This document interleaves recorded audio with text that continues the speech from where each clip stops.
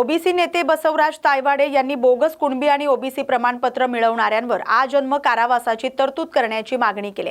निवडणूक अर्जापूर्वी जात वैधता प्रमाणपत्र अनिवार्य करण्याची मागणी मुख्यमंत्र्यांकडे करणार असल्याचंही त्यांनी सांगितलंय. बोगस प्रमाणपत्रांमुळे खऱ्या ओबीसी समाजाचं नुकसान होत असल्याचा आरोप त्यांनी केलाय. विजय वडेट्टीवार यांना टोला लगावत तायवाडे म्हणालेत की ओबीसी असाल तर जय ओबीसी म्हणायला लाज कसली. ओबीसी समाजानं एकत्र येऊन समाजाच्या मागण्या मांडाव्यात असं आवाहन त्यांनी केलंय. तसंच बंगळुरू येथील राष्ट्रीय अधिवेशनात स्वतंत्र ओबीसी कॉलमसह 16 मागण्या मांडल्या जाणार असून ओबीसी आरक्षणाला धक्का लावला तर तीव्र आंदोलन छेडण्याचा इशाराही त्यांनी दिलाय. बदलत्या भूमिकेकडे तुम्ही कशा प्रकारे बघता? नाही, हे बघा कसं आहे, बदलती भूमिका मी त्याला म्हणणार नाही. त्यांना वाटत असेल की माझ्या नेतृत्वामध्ये ओबीसी समाजाचं भलं व्हावं. मी तर नेहमी म्हणत असतो की 60% ओबीसी समाज आहे आणि या 60% ओबीसी समाजाचं काही मी एकटा नेतृत्व करू शकत नाही आणि मीच करावं हे काही मी अपेक्षित धरत. म्हणून जेवढ्या नेत्यांना ओबीसीचं नेतृत्व करण्याकरता पुढे यायचं आहे त्या सर्वांनी पुढे यावं. जय ओबीसी पहिले म्हणावं, बॅनरवरती जय ओबीसी लिहावं आणि मग ओबीसीच्या संविधानिक मागण्या सरकार पुढे मांडाव्या आणि त्या पूर्ण करून घेण्याकरता प्रयत्न करावा ही माझी सरकार त्यांना विनंती राहील. परंतु कुठल्याही प्रकारचं हे न करता काय आपलं हे करून समाजाची दिशाभूल होईल अशा प्रकारची कुठलंही कृत्य त्यांच्यातून होऊ नये हीच माझी अपेक्षा राहील. जे सत्य आहे ते समाजापुढे मांडावं. वडेट्टीवारांकडनं दिशाभूल होते समाजाची कुठे. नाही, मी असं म्हणणार नाही. मी मागे जेव्हा त्यांनी म्हटलं की तुम्हाला हे बघा की जेव्हा 2 सप्टेंबरचा शासन निर्णय निघाला होता तेव्हा मी जगजाहीरपणे भूमिका घेतली होती की याच्यामुळे आमच्या ओबीसी समाजाचं कुठेही नुकसान झालेलं नाही. तेव्हा माझ्यावरती खूप मोठे मोठे आरोप करण्यात आले होते. मी सहन केले ते सर्व आरोप काय, पण शेवटी सत्याचा विजय झाला. त्या 2 सप्टेंबरच्या जी.आर मुळे एकाही खोट्या माणसाला प्रमाणपत्र मिळालं नाही आणि नवीन लोक ओबीसी मध्ये आलेली नाही. जे सत्य आहे ते सत्य पुढे येतं. हे सत्य मांडण्याचं काम प्रत्येक आंदोलनकर्त्यांनी करावं हीच माझी भावना राहील. उद्या अधिवेशन होतोय, काय नेमक्या मागण्या तुमच्या दोन्ही मुख्यमंत्र्यांसमोर असणार आहे? जरांगे पाटील सुद्धा जे ते आता आंदोलनाला बसणार. नाही, हे बघा उद्या हे राष्ट्रीय अधिवेशन आहे. राष्ट्रीय अधिवेशन असल्यामुळे पहिले आम्ही राष्ट्राशी संबंधित देशाशी संबंधित ज्या मागण्या आहे त्या ठिकाणी मागणू. ज्याच्यामध्ये प्रामुख्याने पहिली मागणी आमची राहणार आहे की कुठल्याही परिस्थितीमध्ये येणारे होऊ घातलेल्या जनगणनेमध्ये त्या प्रश्नावलीमध्ये ओबीसीचा कॉलम असावा, जातीचा कॉलम असावा आणि सरकारने जे आश्वासन आम्हाला दिलं होतं त्या आश्वासनाची पूर्तता करावी आणि ओबीसीची जातनीय जनगणना करावी हा देशपातळीवरचा प्रमुख विषय त्या ठिकाणी राहणार आहे. ओबीसीचं मंत्रालय केंद्रामध्ये सुरू करावं ही मागणी त्या ठिकाणी राहणार आहे. नॉन क्रिमिलियरची मर्यादा रद्द करा ही मागणी त्यापर्यंत आहे. तोपर्यंत 20 लाख रुपये करा आणि हे महात्मा ज्योतिराव फुलेंचं 200वी जयंतीचं वर्ष आहे. त्या वर्षानिमित्त भारत सरकारने महात्मा ज्योतिराव फुले आणि सावित्रीबाई फुले यांना भारतरत्न देऊन संपूर्ण बहुजन समाजाला न्याय द्यावा ही सुद्धा मागणी त्या ठिकाणी आम्ही मांडणार आहोत.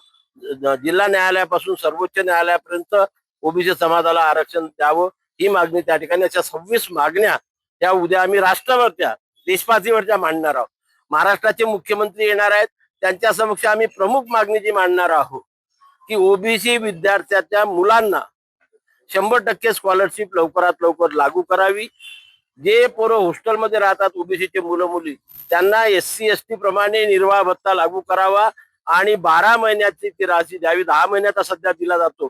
परीक्षा लांबत असतात, पोरं 12 महिने राहतात. 2 महिने त्यांना स्वतःच्या खिशातून खावं लागतं. त्यांचे वडील पैसे देऊ शकत नाही, उपाशी राहावं लागतं आणि म्हणून हा निर्वाह भत्ता 12 महिन्याचा देण्यात यावा ही मागणी प्रामुख्याने त्या ठिकाणी मांडणार आहोत. म्हाडा आणि सिडकोमध्ये आरक्षण लागू करावं ही मागणी त्या ठिकाणी आम्ही मांडणार आहोत. आणि आता 72 हॉस्टेल पैकी 70 हॉस्टेल सुरू झाले पण आता विद्यार्थ्यांची संख्या वाढल्यामुळे या 72ची संख्या कमीत कमी 200 वसतिगृहाची करावी आणि प्रत्येक जिल्ह्यामध्ये 2 मुलांसाठी आणि 2 मुलींसाठी वसतिगृह करण्याची तरतूद करावी ही मागणी उद्या मुख्यमंत्र्यांपुढे मी मांडणार. जरांगे पाटील पुन्हा एकदा आरपारची लढाई म्हणत ते आंदोलनाची हाक दिली, आंदोलनाला बसणार आहे. काय भूमिका राहणार? आमची भूमिका स्पष्ट आहे. आम्ही आमच्या संविधानिक अधिकाराचं रक्षण करण्याकरता, संविधानिक आरक्षणाचं रक्षण करण्याकरता सज्ज आहोत आणि त्याच याच्या शृंखलेमधलं उद्याचं हे राष्ट्रीय अधिवेशन आहे. आम्ही दरवर्षी राष्ट्रीय अधिवेशन घेतो, राज्य अधिवेशन घेतो, जिल्हा अधिवेशन घेतो, धरणे देतो, आंदोलन आणि आमच्या ओबीसी समाजाला जागृत ठेवतो आपल्या संविधानिक अधिकाराविषयी. त्या अधिकाराचं रक्षण करण्याकरता उद्या जर सरकार आमच्या आरक्षणाला किंवा आमच्या संविधानिक अधिकाराला कुठं धक्का लावण्याच्या मनस्थितीमध्ये आहे असं ज्या दिवशी आमच्या लक्षात येईल त्या दिवशी हा संपूर्ण ओबीसी समाज राज्यातीलच नव्हे तर देशातील एक संघपणे उभा राहून जरांगे पाटील आरपारची लढाई आहे, शेवटची लढाई आहे, शेवटचं आंदोलन आहे असं म्हणतात. ते त्यांचं त्यांनी काय म्हणावं काय नाही तो त्यांचा प्रश्न आहे. आम्ही आमच्या संविधानिक अधिकाराचं आणि आरक्षणाचं रक्षण करण्यासाठी सुद्धा बिलकुल आरपारचीच लढाई लढतो म्हणून आमच्या आरक्षणाला धक्का लागत नाही. त्यांची आरपारची तर आमची आरपारची लढाई असते. कुठल्याही परिस्थितीत आम्ही आमच्या आरक्षणाला धक्का लागू देणार नाही आणि सरसकट कुणब्यांचे प्रमाणपत्र सुद्धा देऊ देणार नाही. मनसे अध्यक्ष राज ठाकरे 2 दिवसांच्या नाशिक दौऱ्यासाठी शहरात दाखल झालेत. मुंबई नाका परिसरात मनसेचे पदाधिकारी आणि कार्यकर्त्यांनी ढोल ताशांच्या गजरात त्यांचं उत्स्फूर्त स्वागत केलं. मोठ्या संख्येनं उपस्थित कार्यकर्त्यांनी घोषणाबाजी करत राज ठाकरे यांचं स्वागत केलंय.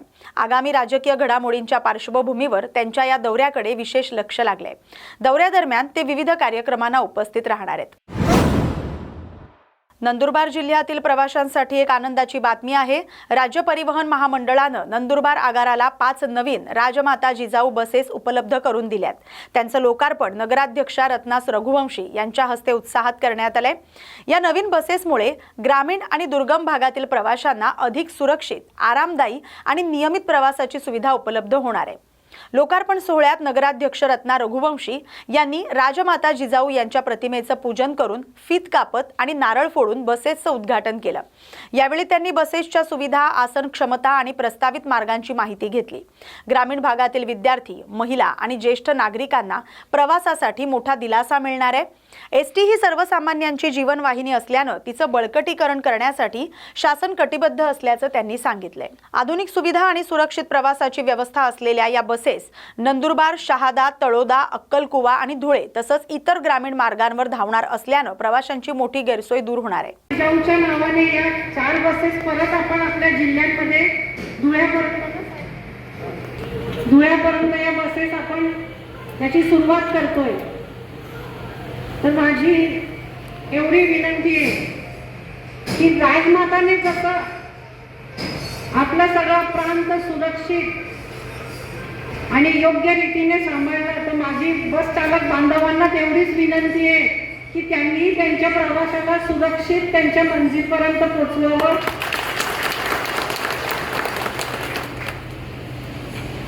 कारण की थोडाही बिघाड झाला तर काय होतं हे आपल्याला सगळ्यांना माहिती आहे. तर सुरक्षितेची जबाबदारी, कारण की बसमध्ये जो बसतो तो फक्त ड्रायव्हर भैयांच्या भरोश्यावरच बसमध्ये चढतो.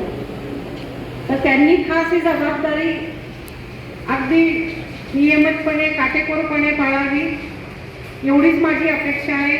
आणि आपल्या सगळ्यांच्या भविष्याच्या वाटचालीसाठी मी शुभेच्छा देते. धन्यवाद मॅडम. चालक वाहक मॅडमांनी सांगितलं की